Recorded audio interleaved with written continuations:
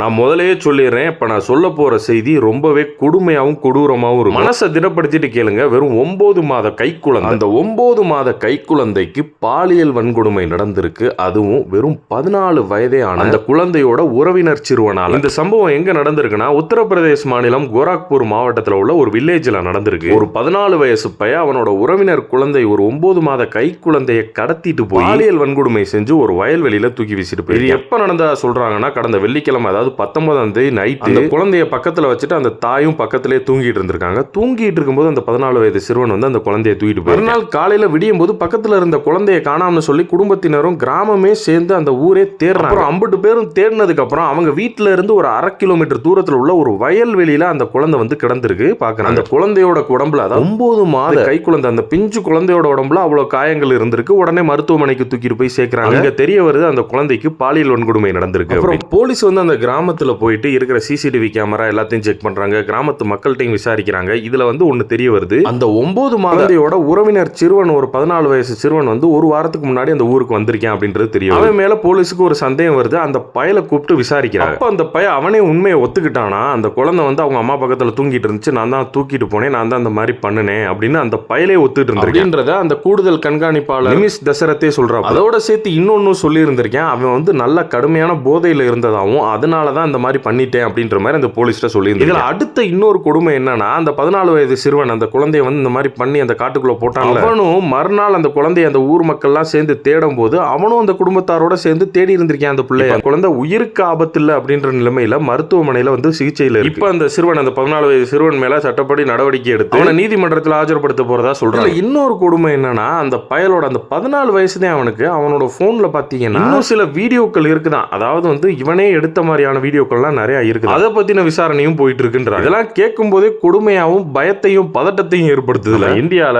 பெண்களுக்கு, பெண் குழந்தைகளுக்கு, பெண் மூதாட்டிகளுக்கு யாருக்குமே சுத்தமா பாதுகாப்பு இல்லை. ஒத்துக்கிற மனசு இல்லைனாலும் அதே நெசம்.